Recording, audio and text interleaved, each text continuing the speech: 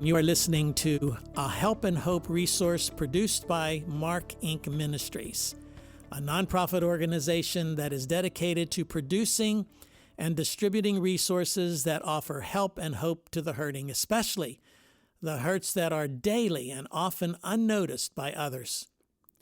Now, you can visit our website at markinc.org. That's markinc.org, where you will find many free resources that address all kinds of numerous life crises, such as the loss of a loved one, or suicide, adultery, adoption, chronic illness, help for military families, and many, many more. Now, in the studio with me is my wife, Sharon. Sharon, today's story is part of our series designated to offer help and hope to families and caregivers of children with special needs. So why don't you introduce our guest to our listeners? Thanks, Chuck. And it is my privilege to introduce Lori Seeley as our special guest in the studio today. Before I tell you a little bit more about Lori's story, which has so many different directions that I would love to go in with her, I want our listeners to know that we are committed to producing lots and lots of resources that are going to encourage and equip families of children with special needs. We're calling this resource library an online sensory room, and anyone who is raising a child with special needs knows exactly what that is. But this is a place designed to give parents and caregivers a safe place to find someone ahead of them in the journey, someone who really gets what it is like to raise a child with special needs, who understands the challenges, and who will be a friend that helps to guide those coming behind them. We are confident that Lori's story is a key piece in this online sensory room. We invited Lori to share her story because as an adult, she learned that she is on the autism spectrum. And 24 hours later, I think almost to the hour, she learned that her son also is autistic. So I think already you are intrigued, and we're hoping that as our interview unfolds, it'll be like salty peanuts. You'll want to hear more. And the more you will find at Lori's website, which is LORISEALY.com. That's LoriSeeley.com. And it's packed with resources. Let me tell you a little bit about Lori before we start talking to her. She is a classically trained pianist. She regularly shares her story of almost being aborted, graciously adopted, and later abandoned. That's quite a story in itself. She has traveled the road of atheism and lives a life of autism. And along the way, she's wrestled deeply with doubt, and through that wrestling has learned to rest in the precious promises of her faith. Her albums, Begone Unbelief and The Strife Is Over, give you a real look into her life journey. Lori, we are so grateful to have this opportunity to share your story with others, and especially to offer help and hope, the help and hope of your journey with families who are challenged with that diagnosis of autism. But before we dig into that part of your story, why don't you share a little bit about the circumstances of your birth? Sure thing. First off, it's great to be with y'all. I kind of came crashing onto the scene of life under less than stellar circumstances.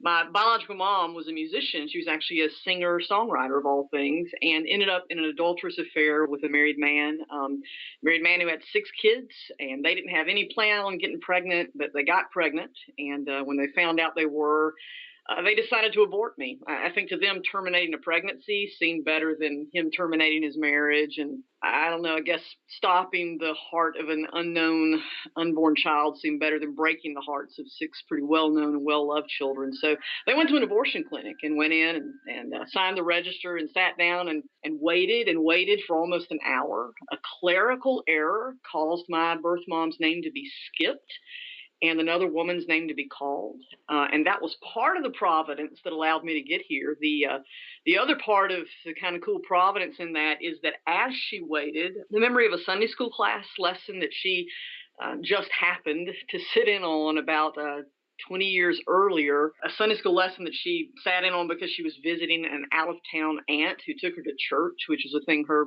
family rarely did. The memory of that lesson rose up in her memory, and it was a lesson on the Ten Commandments. And she said that as she sat there, the reality that thou shalt not kill and that she was about to kill roared across her conscience like thunder. She got up, turned to my dad, and said, "I can't go through with the abortion." And she walked out of the abortion clinic alone, spent the next 7 months alone in a one-room hunting cabin out in the deep woods of Sumter, South Carolina, waiting to bring me to term.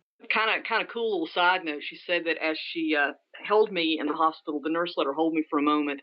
She prayed before letting me go that God would save me of my sins, even as He had saved her through this trial, and that one day I'd learn to love to play piano. So here we are.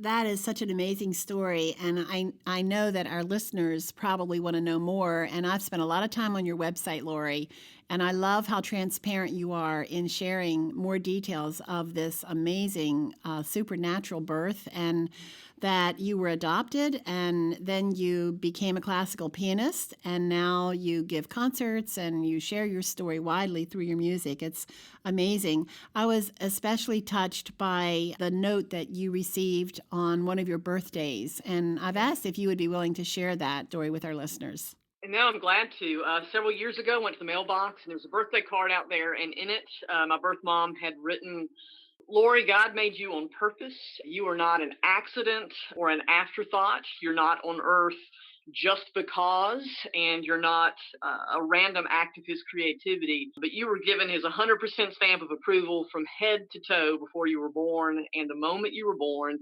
He beamed with joy, and I did too." And then it ended with, "Happy birthday. Love you." I just think, when I read that, I thought about all the circumstances of your life and also the diagnosis of autism and the challenges of that being reminded by your birth mom of God's stamp of approval on you must be such an encouragement to you personally. Absolutely, it is. Very much so. Well, we have in the studio with us today some very special friends of ours. They are parents of a young man who was diagnosed with autism when he was very young, and now he is an adolescent. And we thought, what a great opportunity for them as parents to be able to ask you some questions, Lori, as a person who lives with autism, is raising a son with autism, and what a different perspective you have. So we're going to turn over our discussion, our conversation to them. They have some really special questions for you. One of the things, Lori, that I'm super excited about today is the fact that when your child is diagnosed with autism, doctors and psychologists, they give you a bunch of resources, a bunch of textbooks or definitions of things, and everything seems very clinical and cold and sterile and medical. And as we've been raising our son, we've kind of come to realize that one of the absolute best resources is talking to someone who has autism, who can articulate what growing up with autism was like. And I feel like this is a resource that we can't put a price tag on. This is golden for us to be able to sit here and talk to you and pick your brain about what your childhood was like and how that has translated into your adulthood. So one of the first questions I wanted to ask you was, did you know that something was different about you when you were a child, when you were growing up? I know that you weren't diagnosed until later, but did you know that something was different? That's actually a great question. I can remember as a young child, probably 7 or 8, one day after school, watching television. It was one of those ABC after school specials that used to come on. And in the middle of it, there was a public service announcement of all things on autism. And in this public service announcement, they began to list some of the characteristics of autism. They were talking about difficulty with eye contact, and I was remembering how I had taught myself to make eye contact because it was something that was very painful for me. They were talking about sensitivity to certain sounds, and they gave this of the kid who was lining up their collection of cars. And as they said that, I had this box with my collection of pens, and I was lining it up on the floor in the den. And I just remember looking up at the TV and thinking, that's me. And then I actually ended up turning to my mom and saying, "Hey, Mom, do you think that I could be autistic?" And my mom said, "No, no way. I think you're artistic, but not autistic." And it kind of ended there. But I always kind of knew that something was wrong and something was different. So, Lori, what I want to know is how exactly did you come to obtain a diagnosis for yourself? Yeah, probably a little over 8 years ago, I went through what I think can probably best be described as a spiritual crash and crisis. I'm a pastor's wife and I'm a former atheist, and kind of out of the blue, I started really struggling again, honestly, with even belief in God. And we began to talk to some pastors and some counselors to try to figure out exactly what was going on. There were other things where I was just kind of having trouble just processing life and coping through life. And we kept going and talking to folks, and nobody had any answers. People were thinking, is Lori having an affair because she's having such great doubts about God? And I wasn't, and they couldn't find any secret sin that must be behind all of this. And I ended up at a women's conference where I was actually leading worship in the midst of this struggle, and had an opportunity to share a little bit of my testimony, which included the realities of having this struggle. And afterwards, the gal who was the keynote speaker was a biblical counselor. She said, "Hey, could we start talking some? Because I think there may be more going on here than originally meets the eye." And as we met, it's a long story, but basically she began to uncover a lifelong struggle with some external behaviors, internal manifestations, things that she considered to be almost prodigious savant like giftedness. And she suggested that, I think you may possibly be on the autism spectrum. And so that was sort of the first thing coming off of that crash where we began to realize, wait, there may be something physiological that actually is driving some of the emotional and spiritual crisis that I was going through. So how did you react when she told you that she thought you might be on the autism spectrum? Like, how were you relieved or were you upset? Honestly, I thought she was smoking crack. My picture of autism when she first brought this up to me was kind of that of Rain Man. That had been really my only exposure, that old Dustin Hoffman character. I just couldn't picture myself as being Rain Man, even in spite of all the trials and struggles and difficulties I'd had throughout my life. I really wasn't angry, but I think I was skeptical. And honestly, I kicked against the goads for almost a year before finally crying uncle, because all of this actually made sense. And now, 7 years later, I think on most days I'd have to say that the diagnosis is a real relief for me. Do you view your life as a timeline of pre-diagnosis and post-diagnosis? Like, was that a defining moment in your life? That's an interesting question. I think the diagnosis gave me a lot of answers to many of the things that had just been mysteries about me. It granted some real understanding about the struggles that I had battled since childhood. So overall, it was a really good and helpful thing. But I don't know that I necessarily view those things in the light of pre and post diagnosis. There are definitely moments when I think, man, it would have really been nice to know, back in the day, why I was the way I was. But I don't think the diagnosis is necessarily I don't know, the continental divide of my life. I think that clearly belongs to the day that I came to Christ. So I think the true timeline of events in my life is either pre or post conversion, more than pre or post autism diagnosis, if that makes sense. So do you think that the diagnosis has helped you? Has it made anything in your life easier or improved anything? Or do you think that there are ways in which it's made things more difficult for you? That's a loaded question, guys. It's improved my understanding.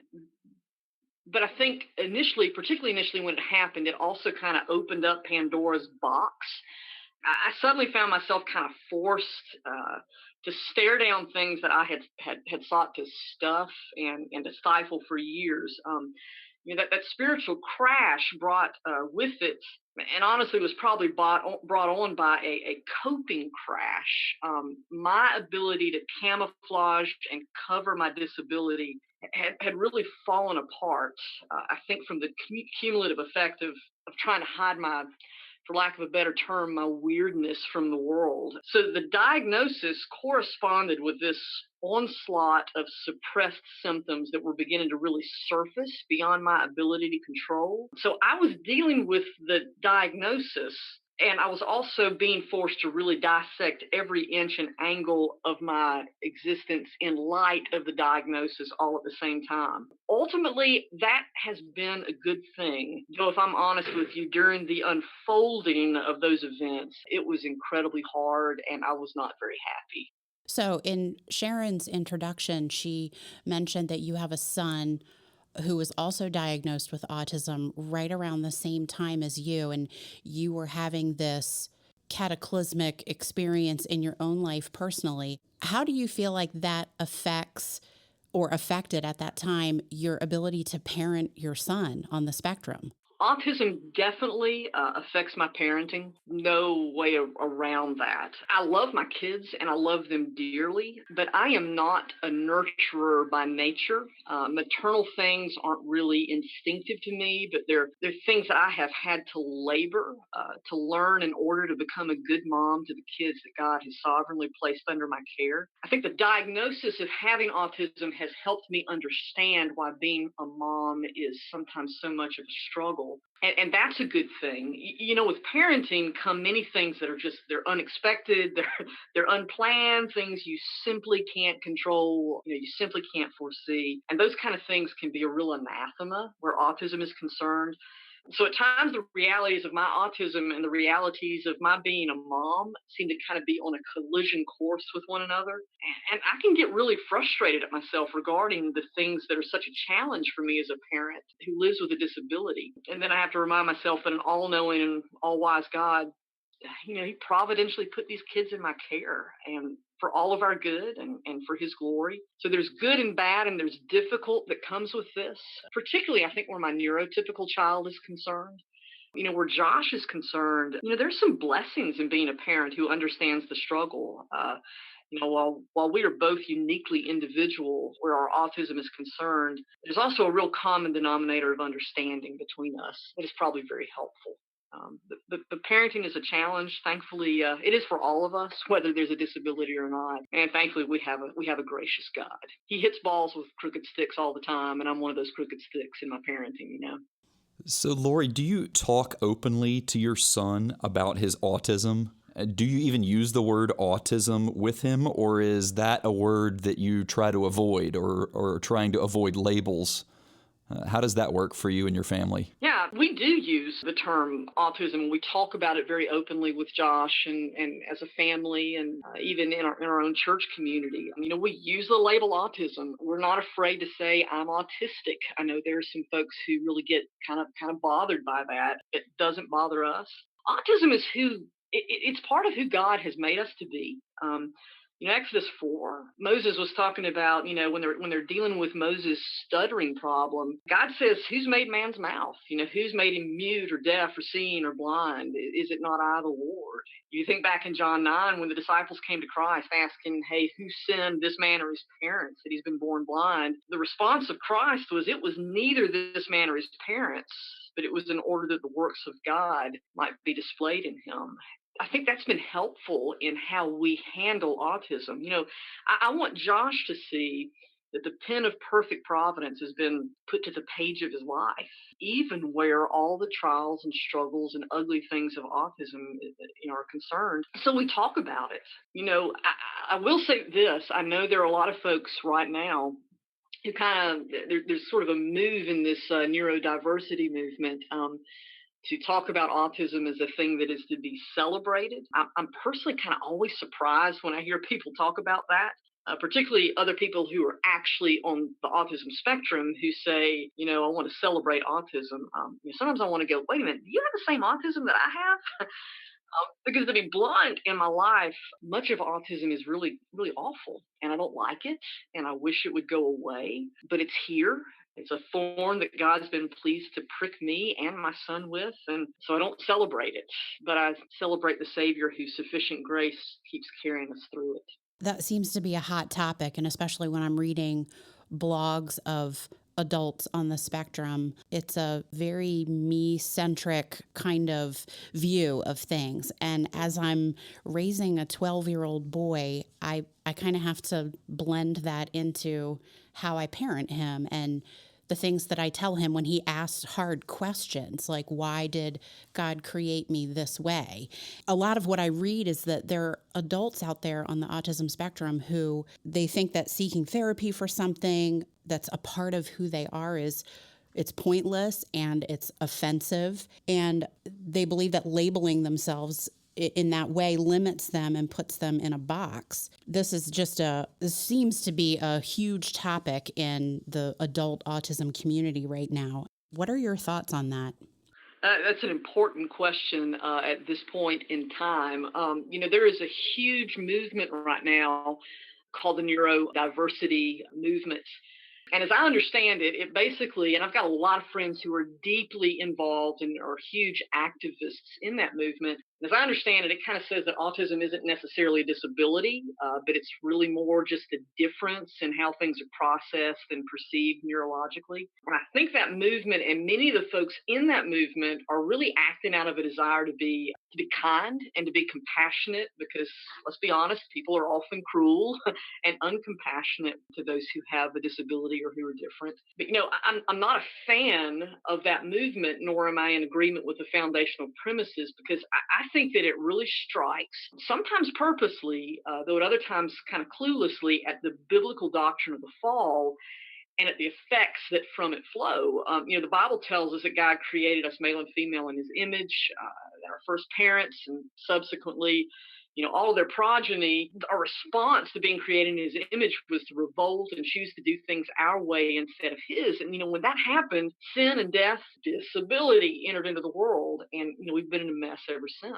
So, in one way or another, we all enter the world broken and in need of redemption. Even if there's not a clear physical disability, we're all born with a deep spiritual disability, which should drive us to see our need of the deep love of God for us as it's seen in the life and death and resurrection of Christ on our behalf because of our brokenness. The neurodiversity movement seeks to say there's really nothing wrong. We're just differently designed. And sadly, I've seen some who say that those on the higher end of the autism spectrum are actually even more highly evolved. So there's kind of a pride factor that comes in there, maybe because of some kind of savant type giftings. Here's the problem. The more we try to convince ourselves that we are all okay, the less likely we are to see that we're not okay. And therefore, the good news of the gospel becomes irrelevant. So from a Christian perspective, I think that much of this movement can be very dangerous because it has the potential of, kind of amputating autism from seeing the need for the one true source of hope and help in this life as well as in the life to come. I don't necessarily think that therapy or counseling is always necessary, but I think some therapy and counseling can be very good if it's good counseling and therapy. For me, it's been good to have very wise people come alongside me as I've traveled this path. Folks who've helped me understand why I am the way I am, but also who are willing to remind me to not make an excuse for sin because of my struggle. I really do think at the heart of this, it comes down to a doctrinal issue of whether we really understand the fall and its effects or not. And I think some of it is still, as Romans talks about, many members of mankind kind of trying to suppress the truth and unrighteousness and convince ourselves that we're all okay. None of us are okay. We're all broken, and we all need a redeemer. Yeah, Lori, that's such a great answer, and I'm really glad to hear you referencing John 9 and talking about, who sinned. And the answer was, no one. These things happened that God's power would be made evident in this man's life. And that's not a really popular message, especially in today's culture. Do you talk about this idea from John 9 and Romans 1, these doctrinal ideas, with your son? Very much, yeah. Those things come up in family worship. They come up in regular conversation. They come up when it's been a hard day at school. They come up when he's just had a meltdown after he's reset. My great desire is always to put his eyes back on Christ, who's his creator and who's his comfort. So there's a saying that when you've met one person with autism, you've met one person with autism. Is living in the same house with your son like having a kindred spirit because you share this diagnosis? Or does his autism present so differently from yours that you have a hard time finding common ground? Do you feel like having this diagnosis yourself gives you any sort of leg up on parenting him? Yeah, that's a statement by Dr. Stephen Shore, who really doesn't get the credit that he should get for saying that. There's definitely a camaraderie between Josh and myself. It's funny, sometimes it comes up to me and kind of gives me a fist bump and says something like, autistics unite. Then he usually couples it with something like introverts unite, alone and in your own rooms, hiding away from the world. He's really a funny kid. The broad effects of autism, those main headings that you would find in the DSM-5, things like the struggles with social communication, interaction, restricted repetitive behaviors, sensory sensitivity. Josh and I have all of those things in common in the general sense. The specifics are definitely individualized. There are male and female differences in how autism manifests in us, as well as differences in what does and doesn't hurt in the sensory realm. For Josh, if you slice an apple in his presence, he might literally go fetal on the floor because that's a sound and a vibration that's really painful to his neurological pathways. But that doesn't bother me at all. But the sound of somebody rubbing the hair on their arms can be utterly undoing to me. But he's completely unaffected by the sound of hair follicles. I think the leg up is that there is some increased understanding of things that the neurotypical parent may assume is simply bad behavior. Maybe an understanding of what a meltdown or a shutdown feels like, and of how hard it is to stop that runaway train from barreling down the tracks and crashing once it's begun. Hopefully, I hope that understanding brings with it some empathy between Josh and myself. Though if I'm really honest with you, sometimes I think because I have learned personally to cope and compensate so well, I'm not nearly as patient with my son as I should be. Thankfully, the gospel teaches me to quickly seek his forgiveness when I blow it. And by grace, both Josh and Elizabeth and my dear husband, Philip, are all pretty quick to grant forgiveness when I ask. How did you and Philip meet? Like, what was it like when you were dating and in the early years of your marriage? Yeah. I was working with youth at a church coast of South Carolina, and Philip was working with youth up in North Alabama. And we actually met at a youth directors conference that our denomination has. We just hit it off. Good conversation. He's a good-looking guy. He was a godly guy, and I was attracted to him. Our dating was really unique. We got engaged on our 12th date.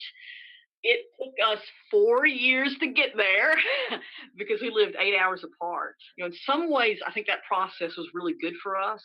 Our relationship was forced because of distance to be really grounded and founded on learning how to communicate over the phone and through letters. And this was before cell phones and, unlimited calling. We were thinking about taking out stock in AT&T because of the cost of just talking. We were both very intentional in our discussions of marriage and about our desire to have a spouse who would love Jesus above all else. And I think that was providentially probably a really good way for things to play out for me in light of my unknown autistic way of working through things. God has given me a great, great guy. We've been married for 22 years. Philip is a man of really deep character and of consistency. He's a sinner like all of us. But in spite of that, he's just been a really steadfast, faithful kind of guy. We've had struggles. To be really honest with you, probably the toughest have been in the realm of physical marital intimacy. That physical one flesh aspect is something that's really hard for me as a person on the spectrum, as one who really struggles with certain sounds and tactile sensations. So, 2 decades into marriage, I look back and I realize the first decade, we didn't know why things were so hard for me where intimacy was concerned. My desire really was to bring my husband pleasure. His was to bring me pleasure, but there just wasn't really anything pleasurable in that act for me. And that was really hard. It's still hard. It's still honestly probably the hardest aspect of our marriage. And that's a challenge even after the diagnosis. But we now understand why I struggle in the ways that I do. And by God's grace, we're patiently seeking to talk through those things and work through them. All the conversation of the world doesn't change the reality of how my disability physically factors into this realm of marriage. But boy, I think Philip and I are both incredibly thankful for the grace of God that continues to meet us in our marriage. He's given us a good marriage, and I really rejoice because I know sometimes the statistics for divorce can be high in a home with disability. So God's been good to us. I'm fascinated by this part of your story because our son says all the time that he wants to grow up and get married and have children. And I've always just wondered what that would look like for him to be in a physically intimate relationship. But also, when you think about for neurotypical people, it's hard enough sometimes to move into the same space and share the same bed and share the same bathroom. And Yeah, we still kind of laugh, the honeymoon night, and just, again, looking back now with the veil rent, so that we realize what was going on. But there's some things now that we really laugh at, and Philip goes, "How in the world did you push through that?" In our premarital counseling, we had just some godly counselors who told us that in our marriage, if we were committed to solving our problems biblically and to looking to Christ when things got hard, we'd make it in our marriage. And I think from day one, even the honeymoon night, just working through those hard things and going, "Okay, Lord, how, I'm called to love Philip more than I love me. Philip's called to love me more than he loves himself. We're both called to love you more than we love anything." And as by God's grace we've sought to do that, He's allowed us to hop over some really hard obstacles and grow closer together instead of being driven further apart. I mean, the things that could make you bitter, I've seen Him use to make us better, slowly, incrementally, not always obviously, but faith. So there's hope in that realm, because there's hope in Christ.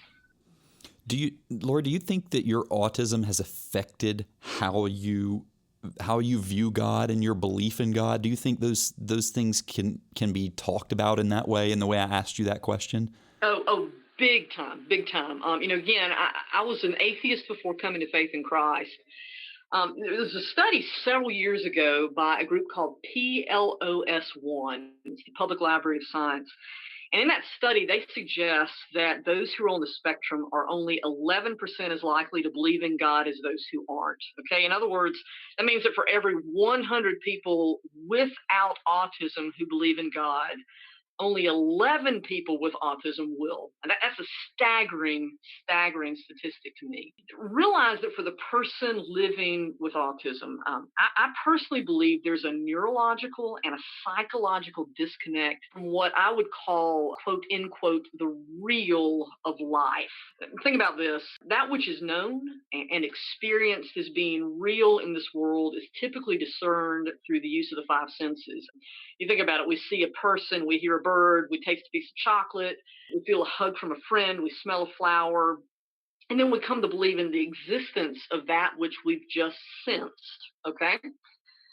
One of the unfortunate disabling marks of autism is that there can be a really deep neurological disconnect in the way that the five senses work and process in our bodies. I mean, I think most of us realize that many people with autism can really struggle with different forms of sight, sound, taste, touch, and smell, right? For the person with autism, I think it's as if much of life is conducted along the short-circuiting route of what I've described as a neurologically frayed wire.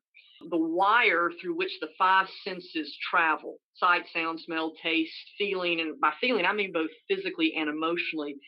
That wire is frayed. It has a short in it. So therefore, sensorial things often reach us with a great deal of static attached to them. If you think of a frayed stereo speaker wire, at moments that wire may be working really well, may allow the music to come through pretty clean and clear.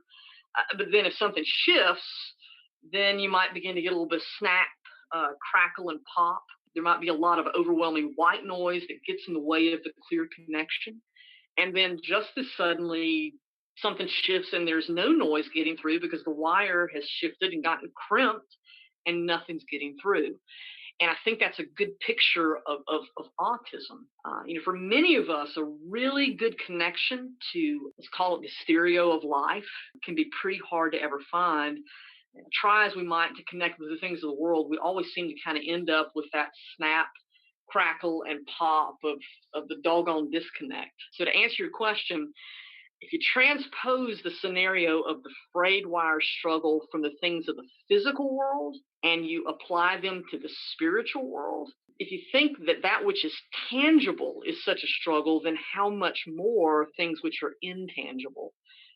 If the seen is so full of static, then how much more the unseen? And I think that gives an example. It's no wonder that those on the spectrum are said to only be 11% as likely to believe in God as those who don't. I know plenty of folks on the spectrum who are practical atheists, adamant atheists, or who tend to go into maybe Buddhism because it's something they feel like they have a little more tangible control over. So yeah, it clearly had an effect on my own atheistic past. So you were just talking about the example of the stereo and all the noise getting through.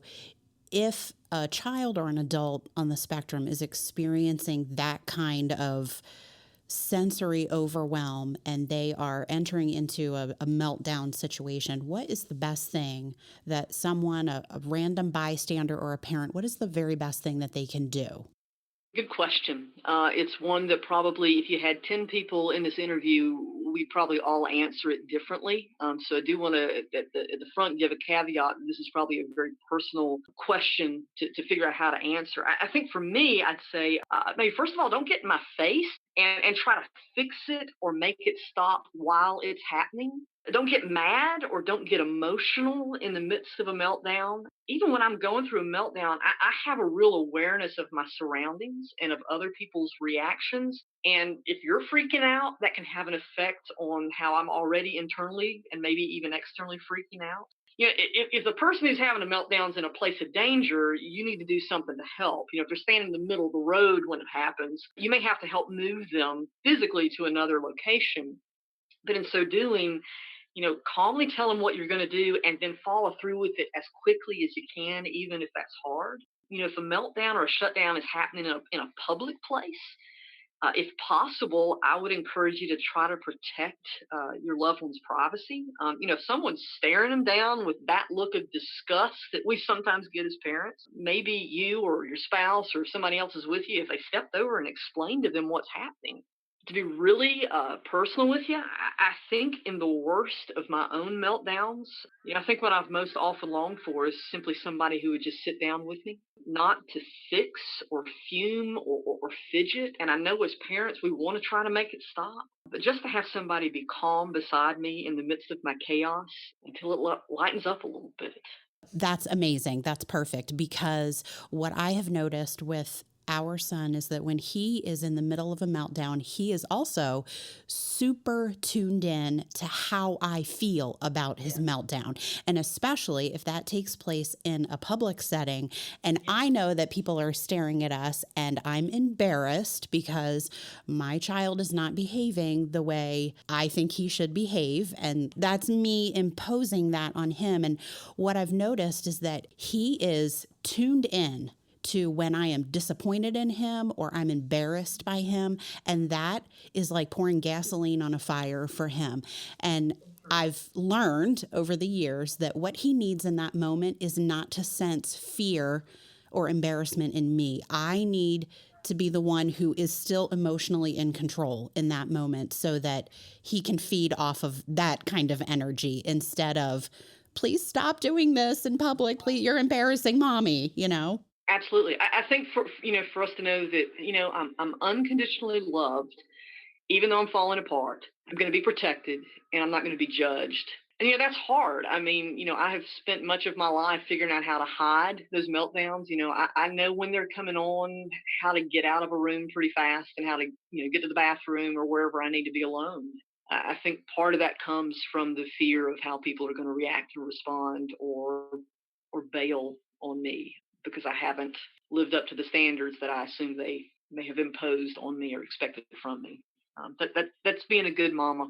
So I'm glad to hear you say that.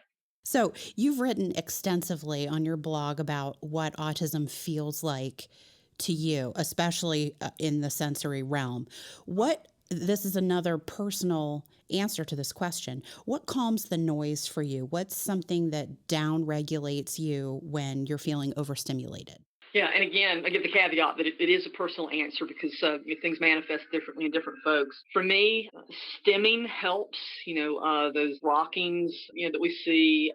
I often refer to stimming, and I think it's something that's often misunderstood. But I kind of often refer to it as almost being like neurological sweating. If you think about it on a really hot day, physically, when you start to overheat, you begin to sweat and you may be dripping moisture and you may really start to stink, and it may not be very pleasant for those who are around, but it's very necessary. I think stimming for those of us with autism is kind of that neurological sweating. When we begin to overheat, when a shutdown goes to a meltdown or whatever, when we begin to overheat, our body begins to react with the sweat of the stem. And a lot of times parents want to kind of try to make that stop again because, wait, my kid's rocking, or my child's hitting his head, or my child's flapping, or whatever that's, finger flicking, whatever that stem is. But for me, those stems actually help me settle and calm. So don't try to stop your kids from stimming. Stimming helps. Time helps often. It just has to run its course. As I mentioned earlier, I know that as parents, we really want to just make it stop and make it better, but sometimes we can't. And sometimes we just need to patiently wait, even though it may hurt like heck to do so. I wish there was an easy answer that I could say, well, if you just put that weighted vest on me at the exact moment, everything would be fine. I've got a weighted blanket that I love, and it can help. But really, the reality is when that avalanche starts, it's just got to go with the gravity until it finally gets better. I think we've learned the stimming lesson the hard way. Our son, he has a little helicopter and he spins the blades, the rotors on the top of the helicopter. And we have gone on vacation and not taken the helicopter with us. And by the time we get home after a week of being away, he needs to spend a couple of hours of quality time with that helicopter. And we've just learned that he is down regulating. He's coping. He's trying to help himself get over the stress of being away from home or being in the presence of other people or just not being in his comfort zone. And I think that's what an excellent point. So, Lori, you were alluding to sort of ways that help you, and then we were just talking about our son and some of the things that help him. Was there any person in your childhood who got you, who really understood you, maybe at a level that some of the other people around you didn't, someone who supported you in maybe ways that other people didn't? And if there was, in what way did that person help you? No. I wish I could say yes, but I think the most honest answer really is no. I grew up in a home where my mom, who is an absolutely, my adoptive mom, was an absolutely brilliant, brilliant woman, but she suffered from mental illness, and I often suffered at the hands of that which haunted her. So life was hard at home. I was always really trying to hide this stuff because it wasn't accepted and it wasn't understood. So there really wasn't anyone who ever truly came alongside and got me. I had a few teachers who saw my musical and what everybody calls these supposed cognitive gifts and talents and really encouraged me to pursue them. But my mom's paranoia really kept me from being allowed to get close to anyone. So there really wasn't anyone who truly was able to come alongside me during those days. When I headed off to college, in God's kindness, the God who ordains our steps ordained that mine would pass with 6 Christians who were really radically different from any other Christians I'd encountered. That was probably the first time that I really ever was around some folks who just loved me unconditionally. Honestly, I think probably their presence in my life, their patient presence with me, I mean, that's how I ultimately came to Christ. But no, I did a lot of this alone. And I'm thankful for, I wasn't alone because God was with me. I just didn't have any clue He was. So, something that our son says frequently is that he thinks that God created him wrong. And he wants to know if God will ever take away his autism and if he'll still have autism when he's an adult. Is this something that you ever struggle with?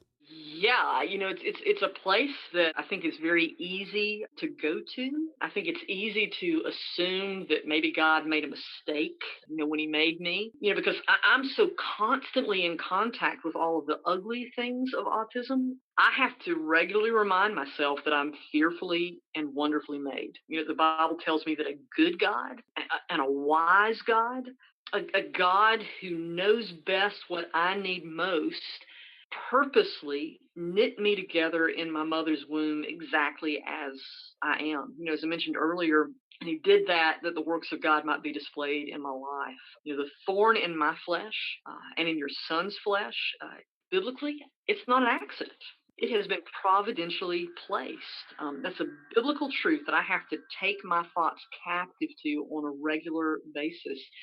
And as hard as it is some days, it's a truth that I've had to make a choice to trust. And as I do that, I find that that really is an anchor that helps me find at least a little bit of joy along this sovereignly ordained autistic journey. I hope it will be for your son as well. This stuff's hard. I have to step back and go, Lord, I probably am going to have this thorn until I get home to heaven, unless some unbelievable neurological breakthrough, happens. And you may have to remind me of that some other time when we talk, because I may forget it. I'm prone to wander, and I'm prone to forget those precious truths. We've not been created wrong. We have been created exactly as God saw would be best, even if that's hard. So Lori, what advice would you give us, or maybe any other parents of children who are on the autism spectrum who are listening? What advice would you give us? The best things that we can do as parents, trying to raise our children and help them become the best person that they can be. How would you answer that question? I guess in the horizontal, under the sun kind of realm, I would encourage you to take advantage of just the practical means that you may have for your son in your area. If there's occupational therapy that needs to happen, any of those social skills kind of services, ABA, any of that kind of physical stuff that you can help put in his toolbox so that he, practically knows how to exist in this world once y'all aren't here, which is something that as parents of kids with disabilities, we've got to struggle with. In the vertical realm, which really I believe is the most important, man, y'all, I just encourage you to continually, not in a Bible bashing, obnoxious way, but just in a very organic, life living way, you keep pointing them to Jesus. Ask God to help you love Him like Jesus does. Pray to be patient with Him as Jesus is patient with you. Plead with God that He would always see His need for Jesus. Never allow Him to use His autism as an excuse for sin, but use His struggle with sin, even the autistically aggravated sins. Use that as a catalyst to take you back to that first challenge, which is to point him to Jesus. Your son, like my son, like all of us, we were created to glorify God and to enjoy Him forever. And that's the primary potential that I really try to stay focused on, because if that goal is grasped, then our sons and our daughters and we ourselves, man, we're going to be okay. We're going to be okay here, and we're going to be okay into eternity. I told our son that we were coming to do this interview today, and he said, Mommy, you're going to talk to someone who's just like me. And I said, yes, we are. And we have lots of great questions to ask her. Do you have any questions? And he said, I do. I want you to ask Lori Seeley, what can I do to glorify God and to be the best boy that I can be? Wow. First of all, I think the very fact that your son asked that question, that he's concerned about that question, that speaks volumes that he is probably moving in the right direction of accomplishing the goal of that question. I think we make that answer very difficult sometimes in the church. In order to glorify God, I've got to do some kind of great, big, wild, marvelous thing. As we seek to love Jesus, to love God with all of our heart, mind, soul, and strength as we seek to love our neighbor more than we love ourselves, which is something that can be really hard with autism, because autism, it kind of naturally jacks up that selfishness that's in all of our hearts. As your son seeks to pursue those two greatest commandments, which every other commandment in the scripture is really just a fleshing out of what those two look like, what, loving God and loving others look like. As he pursues that, he's going to glorify God. And so my greatest thing would be, even as I was encouraging you as parents to keep pointing him to Jesus, I'd encourage him to point himself to Jesus. Love his God with all of his heart, mind, soul, and strength. Love his neighbor as himself.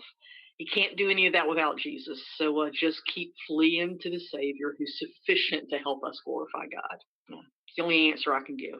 Lori, you have given us so much to think about, and I know that our listeners, I mentioned at the beginning, we knew this interview was going to be like salty peanuts. They're going to want more, and I want you to know, listeners, that you can go to LoriSealy.com. That's LoriSealy.com. You're going to find on Lori's website so many great resources. She writes extensively. She's transparent, as you can already see that. Her music is amazing. Check out her albums where she has taken some of the old hymns and told her story, really, of the reality of faith in this broken world. As we're wrapping up our time, thank you so much to our friends for asking such great questions. And I know that Chuck has one more question for you, Lori, before we close as a pastor. And before he asks it, I just want to thank you personally for giving us your heart today. Oh, thank you for having me. Thank you for caring about this issue. Lori, I am approaching 5 decades in the ordained ministry. And over these many years, I have seen the best in people, and I have seen the worst in people.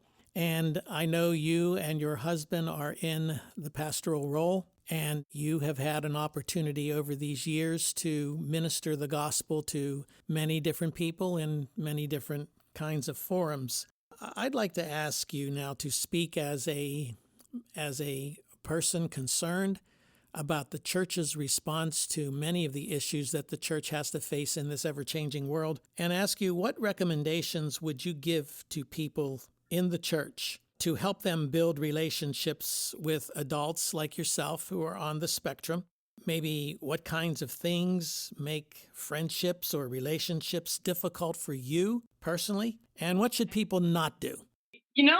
As for recommendations on building relationships with folks on the spectrum, man, I think the foundational starting place is to care about adults and adolescents and kids on the spectrum. Because if you really care about them, then you're going to look for ways to connect with them.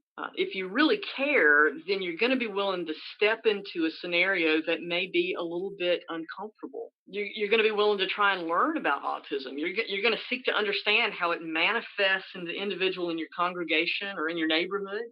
It may mean asking them questions about their autism or asking their caregiver those questions. So I think just caring is the first thing. And if, as I say that, you think, well, I don't care, then may I encourage you to turn to prayer that God would help you care. Secondly, I think be patient, be persistent, ultimately just be present, even if that just means sitting and listening to the verbal person with autism wax eloquently about some perseverative interest that you may not know anything about, may not want to know anything about, but they really want to kind of ramble on. Even if it means, just sitting on the sofa with a nonverbal person with ASD while they simply stim or just stare. You don't have to be present perfectly. You just have to care enough to be there, and then let the relationship grow into whatever God would have it be from your willing heart. To love those who are often left alone. You're asking what kind of things make friendships difficult for me. Wow, if I knew the answer to that, maybe friendships and relationships wouldn't be so difficult. I don't know the answer to that. I have no doubt that there are multitudes of people who care for me and care for me deeply, but I really do struggle in the realm of finding deep friendships. I have some, and I'm thankful for those. But because of my autism, I don't think that friendship for me is always, or often, maybe even ever, emotionally driven. I think it's more intentionally driven. God's word tells me that I'm to love my neighbor as myself. So when I enter into the start of a friendship with someone, there's a very real and determined process for me of thinking through what that means and what it's supposed to look like. And I think sometimes I can kind of overwhelm people, particularly Christians, as I seek to be an intentionally biblical friend. Not everybody is really keen on faithful or the wounds of a friend like I am. So my black and white understanding of acting biblically with others can sometimes cause challenges for others. That may be something that happens sometimes in congregations with folks on the spectrum. God has been kind to soften my rough edges in this area a lot through the years, but I do think it's still a challenge. And if I'm really honest, even as a pastor's wife, even as somebody who's often in the public eye, as somebody who's around people a lot, if I shoot straight with you, I'm often really still very lonely. As to what people should not do, I think don't try to make me neurotypical. Don't try to fix me, but be willing to accept and embrace me as God has made me.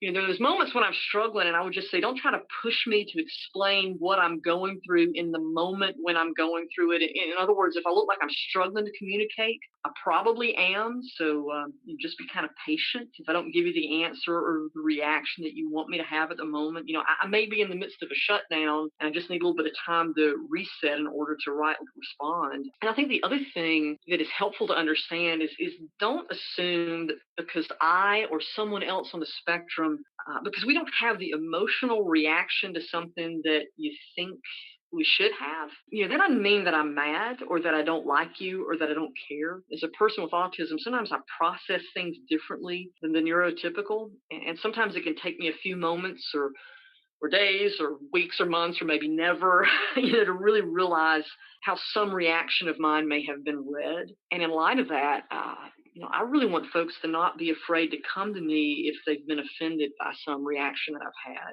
I need to know, and I want to know if I've hurt someone by how I've responded, because I'm often clueless. And I think, again, the overarching umbrella that answers all of those questions that you just asked there, Chuck, is just care.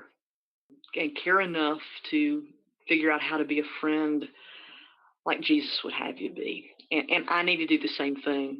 Autism doesn't give me an excuse for not being a friend. And man, I'm thankful for Christ who gets us through all this stuff, You have been listening to a resource developed by Mark Inc. Ministries. Mark Inc. exists for the purpose of offering help and hope to hurting people.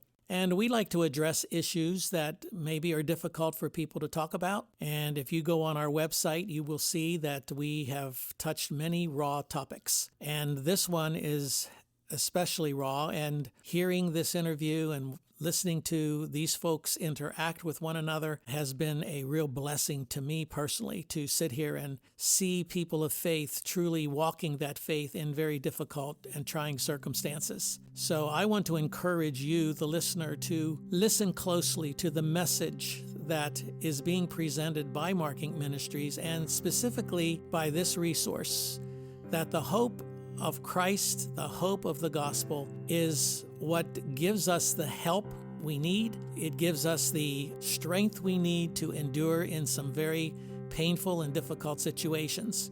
I too want to encourage you to visit Lori's website and find out more about autism and more about dealing with the issue of autism from a very personal and biblical perspective.